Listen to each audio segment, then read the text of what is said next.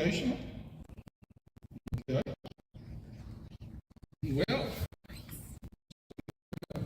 question positive. Can we be five-time leaders? Notice the question. How can we be five-time leaders? The question is not how we have a five-time pastor or a level 5 pastor. And why is that question? Because as you read the book, there's a lot of emphasis on pastoral leadership. Right? You know, it talks about long pastoral tenure. What's the average of breakout church pastor tenure? 21 years. Well, guess what? You are Seventh-day Adventists. That will probably never happen to you. Right? White Nelson, 40 years at Pioneer Memorial, that's a crazy outlier. Okay, that's an anomaly. Even KC and Kalispell, 17 years, that's not typical. You loved it. I had 11 years at my last church. I was there that long. That's not typical. I guess out west we might get 10 years, whatever. But don't expect a 21-year tenure from anybody in your denomination. All right? One of the reasons, when did Adventism come about? What was the birth year of Adventism? You get your point if you tell me the year we formally organized and incorporated. 1863.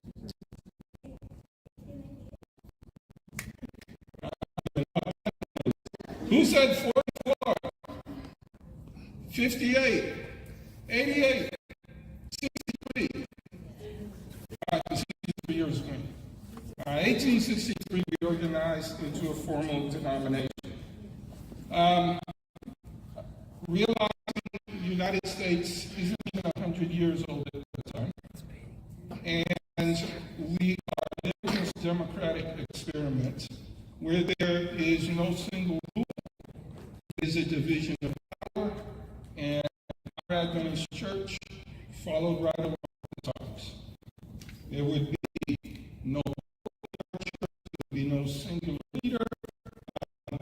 Everybody is voted. That's this church. And you know. So breaking out requires level 5 leaders, level 5 team members. So how can we do that? Well, the first question to answer is, what is a level 5 leader? If you look at the chart on the screen, you will see on the left, that is Rayner's chart of Acts 6-7 leader and how it corresponds with Jim Collins' chart on the right of level 5 leaders. Let me work Jim Collins' chart. It's easier for me to read it on that one. A level 1 leader is a highly capable individual. That's a woman that shows up every day and gets things done. All right? That's the individual performer, knows her job description, knows what's not just doing her job well, but the level 2 leader contributes to teams. She's a team player. Contributes me and my responsibility to affect the other people on the team. They're competent, they can organize people and resources and be effective. And when you get into level 4, which is where most CEOs are, they can catalyze commitment, vigorous pursuit of clear, compelling visions, stimulate high-performing standards. So most organizational leaders reach level 4. But Jim Collins points out that exceptional leaders, the great leaders, have something the others don't.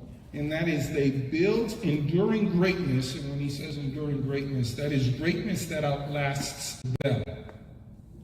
So they build enduring greatness through a paradoxical blend of personal humility and professional will.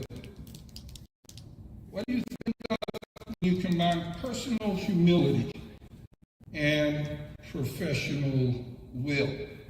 That's what a level 5 leader is, according to Jim Collins.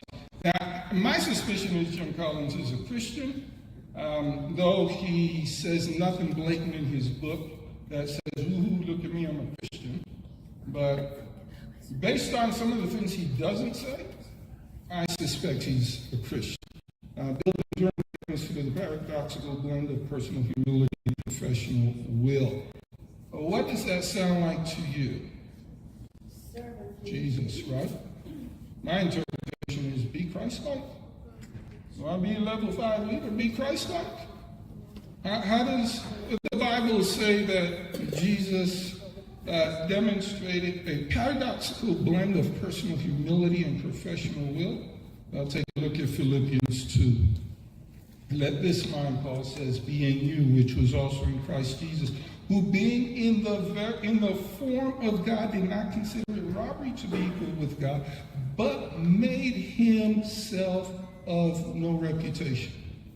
He had all the reputation. He was equal with God. He made himself of no reputation, taking the form of a bondservant, not even just a man, but a bondservant, and becoming in the likeness of man, being found in the appearance as a man, he humbled himself, became obedient to the point of death, even death on the cross. It's like the worst kind of death in those days. It was the most brutal, the most painful, the most humiliating kind of death there was. So when we talk about being a level 5 leader, when I read Good to Great 2 decades ago for the first time, when I came across it, I said, like, every Christian should be a level 5 leader.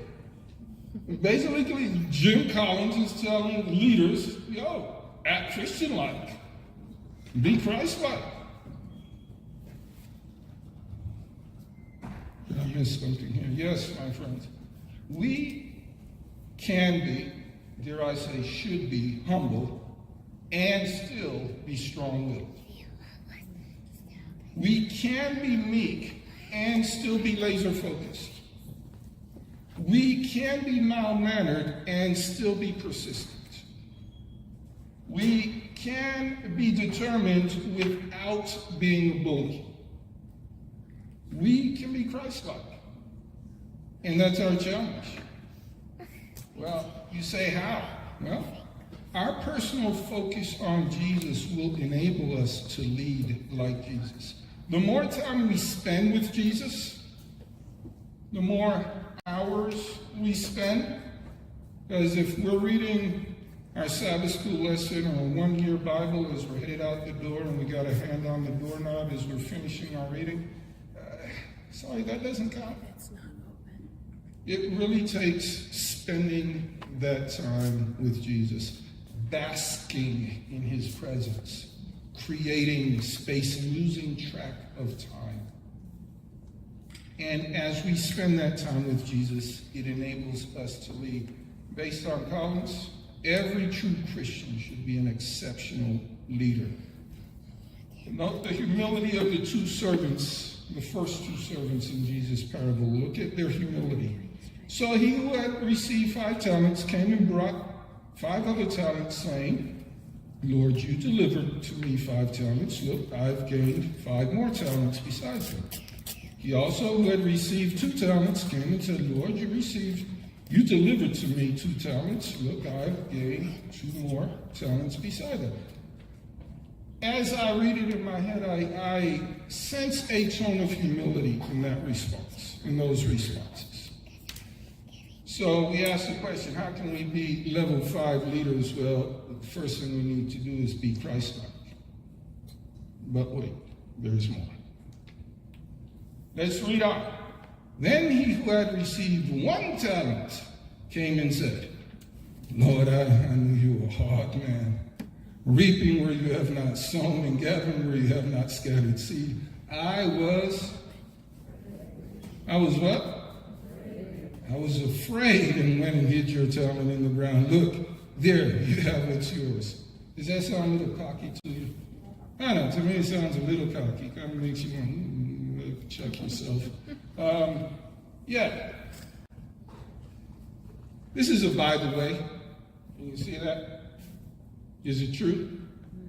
Fear makes us do stupid stuff. You got $4 million and you're going to put it in a bank deposit box? You're going to put it in a safe? Fear makes us do really stupid stuff. Think of some of the dumbest mistakes you've made, some of the worst choices you've made. They were either fear-based or obsession-based. And if it was obsession, it was probably a fear of missing out on something. So in a sense, obsessions can be fears as well. Most of our bad decisions, I would be inclined to say all, but I'll be safe and say most of our bad decisions are fear-based. And usually what we don't want to happen is what we cause to happen by making those decisions. So I was afraid, so I hid it. Yeah, that was dumb. You know, we got to do better than that. What did Jesus say to him? You ought to have deposited my money with the bankers, and at my coming I would have received back my own with interest.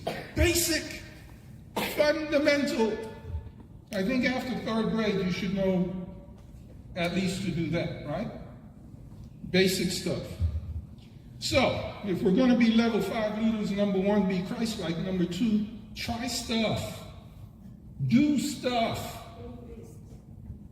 Take risks. Do something. God has given you a lot. The fact that you're alive is worth more than $4 million. So you have at least, just being alive is at least one talent all by itself. Do stuff. Everybody knows these guys, right? Y'all know Silver and Fry. Spencer Silver, Arthur Fry. Everybody knows them, right? I mean, they're all up in your lives, even though, Fry's dead, but Spencer's still alive, but they're all up in your life. These guys were researchers years ago. Well, one's dead, the other's well retired. And actually Silver was the one, I keep mixing them up. I think he's the one sitting down. Anyway, correction, Silver's the one standing up. Silver was working on creating a super strong adhesive for aerospace industry. And he put some concoction together. It was another failure, actually. Just total bomb, so he shelved it. But in his company, you don't throw away your bad inventions. You just shelve it and kick it around and see what happens. Well, this was back when I was just a little boy, the age of 2. Silver came up with what he was hoping would be a very strong adhesive, but it turned out to be a very weak adhesive. So some 6 years later, Fry, who's the guy sitting down, he's singing in his church choir, and he's getting annoyed because the book tabs, the tabs inside his song sheets, they keep moving and they keep slipping. And he remembers what Silver had done. So when he goes to work, they get together and they get that adhesive going on some paper and to start using it as bookmarks. And they have their eureka moment. The adhesive he had made was so weak that you could, put that paper on something and it would stay. But then you could peel it off and it wouldn't leave any adhesive on the paper. So the initial invention was 1968. They realized they've got something in 1974. In 1977, 3M finally decides to market this product, and it's called Press and Peel Memo Pads. And it goes gangbusters, right? No, it flops. It totally flops. They tried it, no market, nothing. But 2 years later, after marketing department reworked it, changed the name. Now everybody in this room uses it, right? At some point, and it's called Post-it notes. Yeah. Try stuff, folks. Try stuff. And just because it failed today doesn't mean it will always fail. Notice in this case, it was, 68 to 80. So that's 12 years before it went gangbusters and 3M made cajillions of dollars on it. And all of us are using these guys' product. Do something. And by the way, both of these guys made it into the National Inventors Hall of Fame in 2010. And is it Silver? Silver died 4 years ago. So, when it comes to facing fear, what does the early advisor and prophet to the Adventist Church tell us?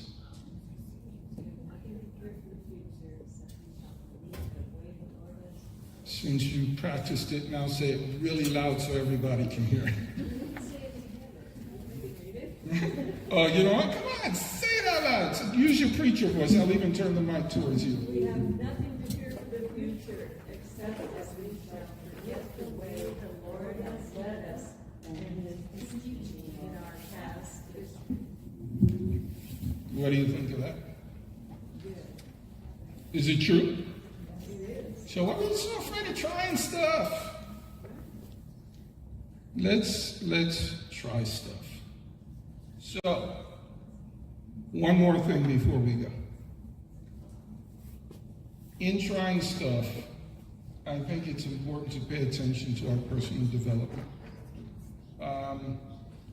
Peter Senge, you wanted to sign this reading. He has written some good books and he has written some really trash books. Okay, Fifth Discipline is a good book. The Sixth Discipline is nothing but trash, in my humble opinion, which isn't very humble right now. But Fifth Discipline, he's got some good materials, and let me just run through the highlights of them. Why are you going completely in reverse order? I thought I had changed the order. All right. We started number 1, personal mastery. If you recall, level 5 leadership, personal mastery lines up with that lowest level of leadership. Know your stuff. To be leaders, we need to master our own selves and our own crafts, whatever that craft is. Do your stuff. Do what you do well. Personal mastery, mastering one's focus, energy, patience can go some way to creating well-rounded individual for great worth to any organization. Number 2, mental models, having the understanding of the role are ingrained mentally, and having understanding of the role our ingrained mentality and prejudiced perceptions play in our decision making. So understand your own mental models. What do your preconceptions, your prejudices, your defaults, how do they cause you to see the world? Know that, in other words, know thyself. Build shared vision. Now, Senge gives these for organizational life, but I say apply them to your own life. Build shared vision. Have a vision. In the case of shared vision, a team shared vision for the future is more beneficial to a company than a few disparate visions promoted by self-obsessed employees. Agree as a team, have a shared vision. As an individual, have a personal vision for your life. All right, everybody here knows the 7 points of alignment, right? You can spit them out by heart, right? We'll go over them later. But what's the second of the 7 points of alignment? I just queued it up, guys. Vision, thank you. It's just queued up. Have a vision for your life. Write it down. Look at it. Review it. Check to see if you're living your vision. Team learning. That's the one I really want to focus on. Great organizations are learning organizations. Are we learning together? Great people are learning people. Are we learning individually? Are we continuing to learn, or do we just enjoy regurgitating what we've already known? When we stop learning, we stop growing. It's a shame that most people read their last book like the day before their last graduation. Whether that was 8th grade or 12th grade or whatever. Unfortunately, most people stop reading once they get out of school. Keep stretching, keep growing. And lastly, systems thinking. Systems thinking encourages business to look at the bigger picture, thereby providing sustainable long-term as opposed to short-term solutions to inherent problems.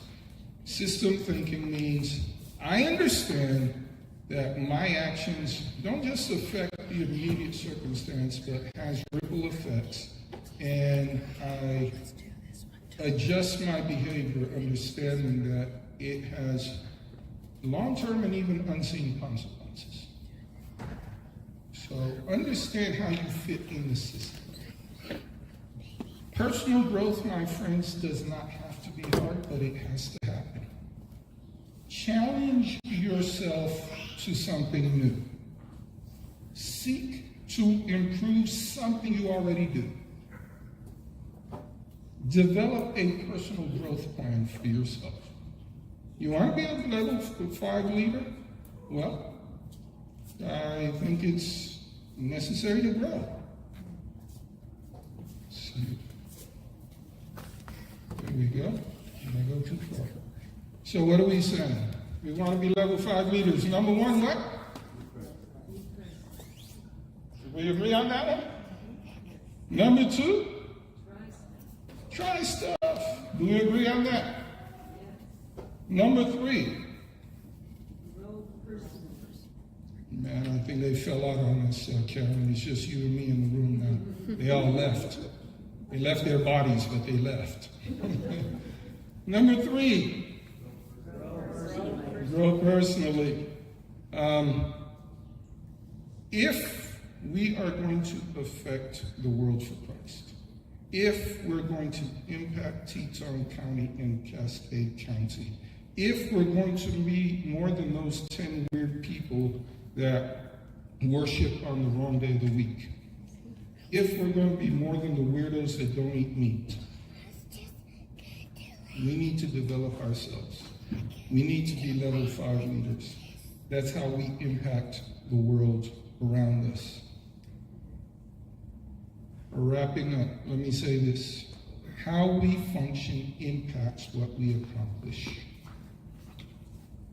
Does that make sense? How we function, whether we function as level 1, level 3, level 5 leaders, how we function impacts what we accomplish.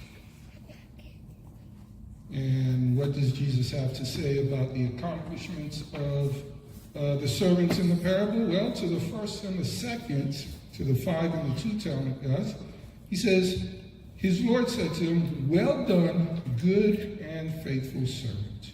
You are faithful over a few things, I will make you ruler over many things. Enter into the joy of your Lord. Notice that the wording is exactly the same for the 5 talent guy and the 2 talent guy. That's why I was able to put both verses with just one set of wording. It's exactly the same. What does that suggest? The fact that they both get the exact same line from their master. What does that suggest? I'm sorry? They were both successful, yes. Did I hear something? They were both equal. All right? Even though they got different amounts back, but they both got the same level of affirmation. Anything else? What does that tell us? It doesn't matter how effective you are, you will, they each experienced joy. They both experienced joy. As I summarize it, I put it this way. faithfulness matters more than numerical outcomes. Their faithfulness gave them numerical outcomes. But what does the master affirm them for? Their faithfulness. All right? How did those servants function? Well, I think it's safe to say that they were like their master, weren't they? If their master has what? We calculated as $29 million to give them. Their master must have known something to do with money, right? So those two were like their master. And if our master is Christ, if we would say their master was Christ, then they would be Christ-like. Did they try stuff? They tried stuff. I am going to suggest, and I think logic tells us that both of those guys that doubled what the master gave them, at some point they lost. Wouldn't logic tell us that not all investments double instantly? There are gains and there are losses. At some point, they might have been in the negative, but they tried stuff. And lastly, I think we can make the case that they grew.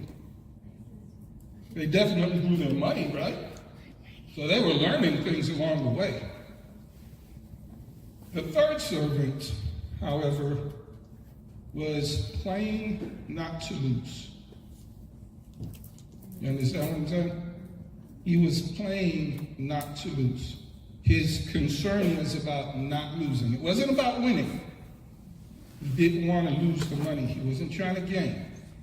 How many of us spend our lives playing not to lose rather than to win? We are children of God. We are blessed of God. We're children of the King. We should be playing to win as a denomination, having the everlasting gospel, having the truth of the Sabbath, understanding the end times. We should be playing to win. We should be playing to have our information, our message out there in every home, but quite often we're playing not to lose. We don't want to change anything in the church unless we upset somebody and lose somebody. So we play not to lose. We don't want to change the music. We don't want to change the Sabbath school. We don't want to change anything because we're playing not to lose. And those who play not to lose end up doing what? Losing. Let's face it. Do our churches have standing room only on Sabbaths? Well, have no joy. And having no joy. Yeah. When you play not to lose, there's no joy in that game.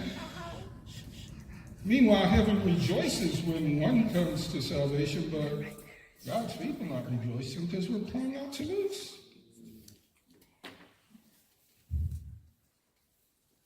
In our personal and spiritual lives, we must play to win. So let's be determined to be Christ-like. Let's be determined to try stuff. Let's be determined to grow ourselves. And as we do this, as we work, as we strive, let's work for the well done.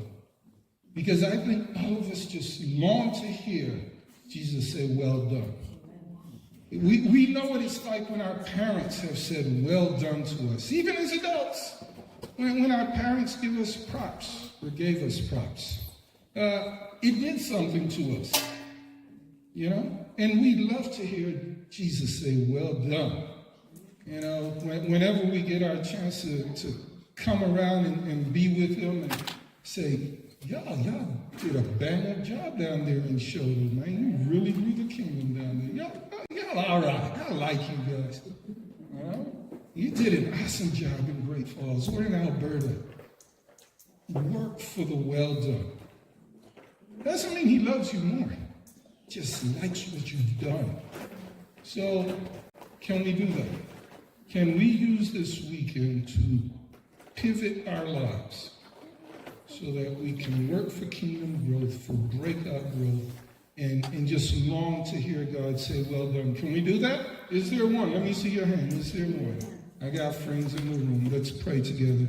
Father, thank you for what you are sharing with us, what you have guided us through.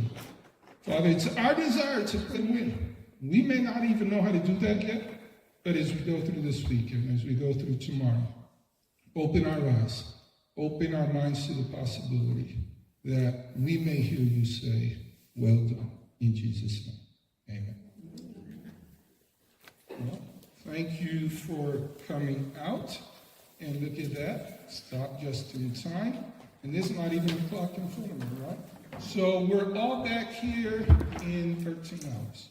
So at 9 o'clock tomorrow morning, we're all in here ready to go. Eat your breakfast before you show up. Because we're not serving breakfast, though we will serve you lunch. Because Gail is cool like that. So, yeah. So, yeah. We'll see you tomorrow. Have a good night. Have a safe drive home. God bless you.